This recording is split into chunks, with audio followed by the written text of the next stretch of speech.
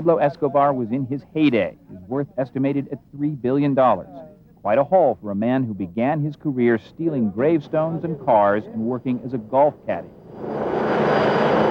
Escobar's movie is not about his ruthless rise to power in the drug trade. It's about a family man whose wife and kids arrive by helicopter for a relaxing weekend. It's a fable of Shangri-La, ruled by a benevolent man of the people who shares his good fortune with his friends. Who were these people at Napoles? They were friends. In Napoles Ranch, Escobar owned a dream world. Cocaine bought these 10,000 acres of mansions and guest houses. And part of the dream was to be the founder of a political dynasty, like the Kennedys in the United States. To that end, Escobar built housing for the poor, soccer stadiums for the young, and ran his ranch like an experiment in progressive agriculture. Did Pablo ever tell you his dreams? Yes, he did tell me that he would actually like to be president of Colombia.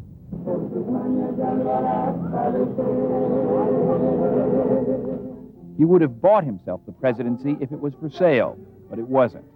There were plenty of other things to buy. It was really a fantasy life for all that were there. Here, Mrs. Escobar and son were far removed from the cocaine that made them all so rich.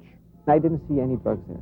No cocaine. Why not? Well, as I heard them say later, they don't sleep in their own poison. They never consumed it either. Only one night, marijuana was passed around, but it's...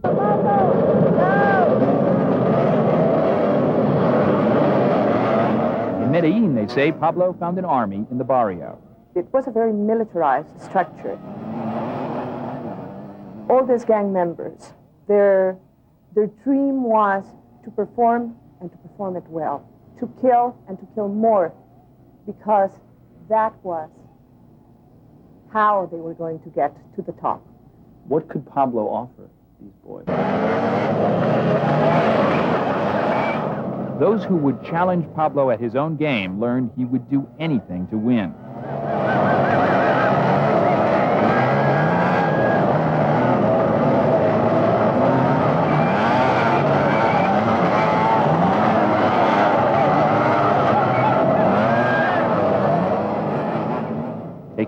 He probably had the largest camel herd in South America, and zebras, and flamingos, and water buffalo. A Mexican circus came to Medellin with this elephant named Margaret, and they left without their elephant named Margaret. It was purchased for 20 million pesos. They sold the elephant also with the instructions on how to operate the elephant. Thank you, Margaret. You're doing great. In Pablo's Garden of Eden, life imitated bad television. Pablo was the star, with a supporting cast of friends, family, their bodyguards, and occasionally business associates. There was one visitor in particular that was said to be a prince. I'll never know why he was there. Prince from where? A sunny summer camp, drug-free and with no guest book. You know, the images of Pablo Escobar in his ranch, in his retreats, in his excessive Xanadu palaces, is one of peace. What was the price of all the peace that surrounded Pablo Escobar in places where he liked to be?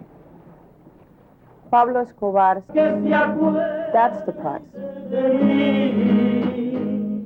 Those accounts would be settled at this table, paid by the people closest to him.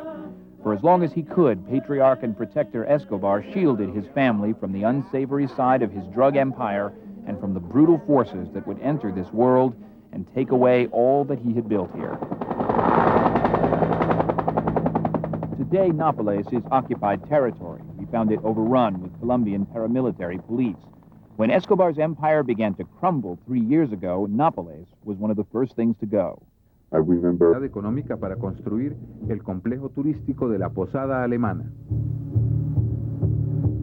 Para satisfacer su gran pasión la política, fundó un periódico e inició el movimiento latino, que era una combinación de odio a los extranjeros